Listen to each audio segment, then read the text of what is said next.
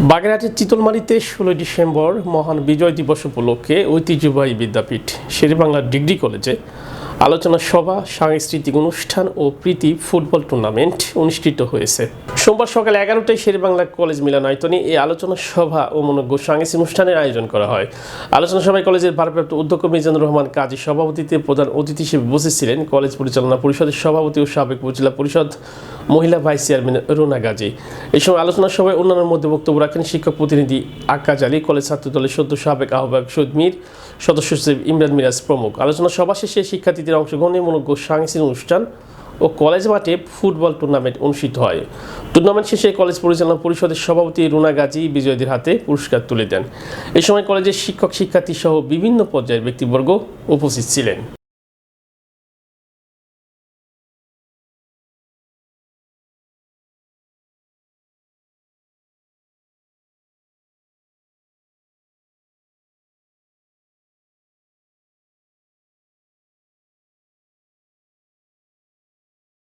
সেই সঙ্গে আমি বলতে চাই,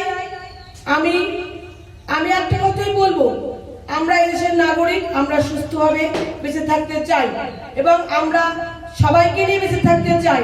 আমরা সবার মাঝে শান্তি সমৃদ্ধি চাই।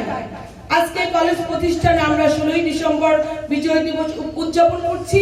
আমি আমার ছাত্র ভাইদের বলবো, সবকিছুর ঊর্ধ্বে হচ্ছে আমাদের লেখাপড়া। আমাদের লেখাপড়াটার দিকে তোমাদের আগ্রহ থাকতে হবে। শিক্ষক মহোদয়কে বলবো, আমার ছাত্রছাত্রীরা যে ভালো রেজাল্ট করতে পারে তাতেই আমাদের আনন্দ, তাতেই আমরা বুঝবো যে আমাদের বিজয়টা হয়েছে। বিজয় তো আমরা ক্ষণে ক্ষণে বিজয়টা উপভোগ করি, আমরা সবসময় আনন্দ